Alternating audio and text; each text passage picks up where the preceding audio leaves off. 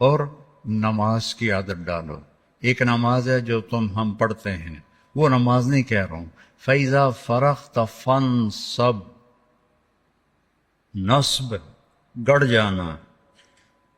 جیسے یہ بوتل ہے نا، یہ یہاں آ کے گڑی تو نہیں لیکن ایسے کھڑی ہے، تو اللہ کہہ رہا ہے فَانْصَبْ، ایسے جیسے لکڑی کو ٹھوکا جاتا ہے نا زمین میں، اور کچھ اس کا حصہ اندر چلا جاتا ہے اور اوپر والا ایسے ہو جاتا ہے، تو نماز کے لیے ایسے کھڑے ہو، ایسے. عبداللہ بن زبیر پر حجاج حملے کر رہا تھا اور وہ حرم میں نماز پڑھتے، کوئی پتھر یہاں سے گزرتا، کوئی یہاں سے گزرتا، کوئی یہاں سے گزرتا، اور ان کے جسم میں ایسے بھی نہیں ہوتا تھا، ایسے. اتنے اطمینان سے نماز. وَإِلَىٰ رَبِّكَ، بولو، فرغب، رغبت کی نماز. نماز میں دل لگے، نماز میں کھڑے ہو جاؤ، نماز میں کا انتظار کرو، نماز کو اپنے مسائل کے حل ہونے کا ذریعہ بناؤ. نماز میں دعائیں مانگنا سیکھو. ہم دعا نہیں مانگتے، دعائیں مانگنا سیکھو. یہ بہت بڑا سبب ہے. اسباب ظاہریہ اختیار کرو اور نماز کو سب سے بڑا سبب بناؤ. اذا حزبہ امر فزع الی الصلاۃ، جب کوئی مشکل آتی تھی آپ نماز پڑھتے تھے، جب کوئی مشکل آتی تھی آپ نماز پڑھتے تھے. 3 دن گزر گئے، کھانے کو کچھ نہیں ملا، تو حضرت عائشہ سے کہنے لگے چلو آج میں اللہ سے جا کے بات کرتا ہوں. مسجد میں گیا، نفل شروع کر دی. ایک ستون کے پیچھے 2 نفل پڑھتے، پھر سلام پھیر کے دوسرا ستون، اللہ اکبر، پھر سلام پھیرا تیسرا ستون، اللہ اکبر، پڑھے جا رہے ہیں. اتنے میں حضرت عثمان آئے. اما جان اللہ کے نبی کہاں ہیں؟ ان کا 3 دن سے فاقہ تھا، اللہ سے مانگنے گئے. تو وہ زارو قطار رونے لگے، مجھے کیوں نہ کہا، عبد الرحمن بن عوف کو کیوں نہ کہا، ثابت بن قیس کو کیوں نہ کہا. یہ سارے مالدار تھے. بھاگے بھاگے گھر گئے، پورا اونٹ بھر کے راشن کا لے کر آئے اور آ کر وہاں اللہ کے نبی کے گھر اتارا. اور پھر بھاگے بھاگے گئے اور گھر میں جو سالن تیار ہو گیا تھا وہ اٹھا کے لائے اور روٹیاں اٹھا کے لائے اور آ کر دیا کہ پکانے میں دیر لگے گی. جب اللہ کے نبی واپس آئے، پوچھا عائشہ کچھ ہوا؟ کہ یہ دیکھیں اللہ تعالیٰ نے سب کچھ کر دیا ہے. کہ یہ کون لایا ہے؟ کہ یہ عثمان لایا ہے. تو آپ نے ایسے ہاتھ اٹھائے، اے اللہ میں عثمان سے راضی ہوں، تو بھی اس سے راضی ہو جا. اے اللہ میں عثمان سے راضی ہوں، تو بھی اس سے راضی ہو جا. اے اللہ میں عثمان سے راضی ہوں، تو بھی اس سے راضی ہو جا.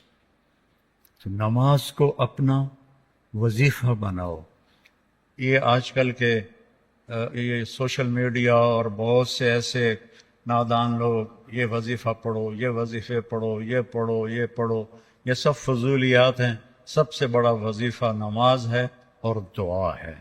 سب سے بڑا وظیفہ نماز ہے اور دعا ہے. باقی سب ڈھکوسلے ہیں. میرے اوپر جادو ہو گیا ہے، میرے اوپر اثر ہے، میرے اوپر جنات ہیں. یہ سب عاملوں کی جیب گرم کرنے کے اسباب ہیں. یہ کچھ بھی نہیں ہے، سب بک بک ہے، سب بک بک ہے. کبھی اس چکر میں نہ پڑنا کہ میرے اوپر جادو کر دیا گیا ہے، میری بندش کر دی گئی ہے، اولاد کی بندش ہو گئی ہے، کاروبار کی بندش ہو گئی ہے. نماز جو موجود ہے، اللہ جو موجود ہے، تو کبھی عاملوں کے چکر میں نہیں پڑنا. کبھی جو وظیفے بتانے والے ہیں 1000 دفعہ یہ پڑھو، 1000 دفعہ یہ پڑھو، میرے سر میں درد ہے. اور ایک بزرگ کہنے لگے کہ آپ 1000 دفعہ سورہ اخلاص پڑھا کرو. میں کہا جی پھر تو پہلے نالوں ہور درد وا جاوے گا جو میں سر درد نال میں 1000 واری سورۃ اخلاص پڑھا کے میرے کو تو نماز دی رکعت وچ کولو اللہ مشکل پڑی جاندی ہے. میں کہا جی یہ وظیفہ تسی اپنے کول ہی رکھو، یہ میرے واسطہ کوئی نہیں ہے. میرے نبی نے وظیفہ بتایا، نماز پڑھو دعا مانگو، نماز پڑھو دعا مانگو، صدقہ کرو، سخی بنو، بخیل نہ بنو. بخیل سے اللہ دوستی لگاتا نہیں اور سخی سے اللہ دوستی توڑتا نہیں، چاہے فاسق ہو. اور سخاوت کا مطلب کوئی بہت زیادہ خرچ کرنا نہیں ہے، وہ دل کی کیفیت کا نام ہے، وہ دل کی کیفیت کا نام ہے.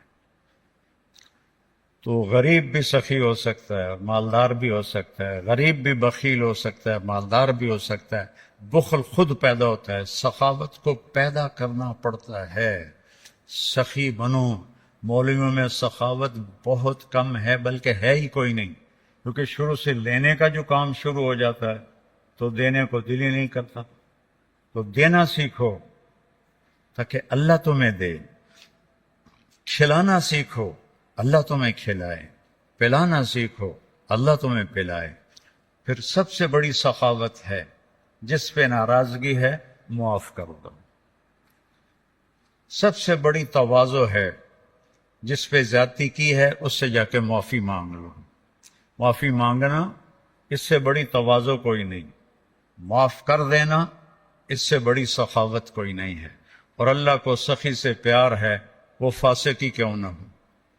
سامری نے بچھڑے کی پوجا کروائی، اللہ نے کہا ان سب کو قتل کرو، وہ قتل ہو گئے۔ سامری نے پکڑا ہوا آ گیا، اللہ نے کہا موسیٰ سامری کو چھوڑ دے۔ کہ یا اللہ وہ بدبخت تو سب کو بچھڑے کی پوجا پہ لگانے والا۔ اللہ نے کہا سخی ہے، سخی کو قتل کرنا مجھے اچھا نہیں لگتا، آپ ہی مر جائے گا۔ وہ بخار میں مر گیا۔ تو سخاوت ایسی چیز ہے جو کفر و نفاق میں بھی کام دے جاتی ہے۔ بیٹا سخی بنو۔ اور ایک سخاوت بتائیے جس پہ کوئی پیسے نہیں لگتے، معاف کرنا سیکھو، معاف کرنا سیکھو، درگزر کرنا سیکھو، اپنی کوتاہی کا کھل کے اعتراف کرو۔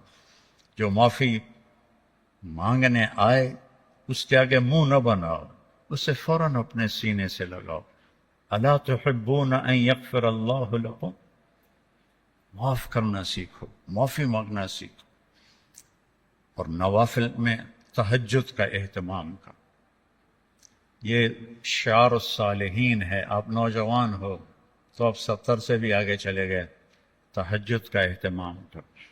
نوافل اس سر درد میں، اس سر درد میں میرے نفل کبھی چھوٹتے ہیں، ورنہ 40-50 نفل روزانہ پڑھتا ہوں۔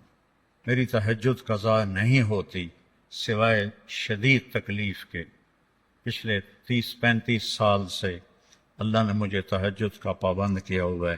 یہ میں تم میری اولاد ہو، تمہیں ترغیب کے لیے سنا رہا ہوں، کوئی اپنی بزرگی نہیں جتا رہا ہوں، کہ تمہیں پتہ چلے کہ بیماری میں بھی اگر اہتمام ہو سکتا ہے تو اس جوانی میں کیوں نہیں ہو سکتا۔ جلدی سو، جلدی اٹھ، اس موبائل پہ کھیلنا چھوڑ دو، یہ تمہارا بہت وقت ضائع کرتا ہے۔ اس موبائل سے کھیلنا چھوڑ دو، اس کو دیکھنا چھوڑ دو، وہ وقت مطالعے پہ لگاؤ، تلاوت پہ لگاؤ، ذکر پہ لگاؤ، تسبیح پہ لگاؤ، لوگوں کی خدمت پہ لگاؤ۔ اس نے بہت نقصان پہنچا ہے، خاص طور پر جب تم ماں باپ کے ساتھ بیٹھو، بیوی کے ساتھ بیٹھو، بچوں کے ساتھ بیٹھو، اسے بند کر کے بیٹھو تو تمہیں اس کا بہت نفع ہوگا۔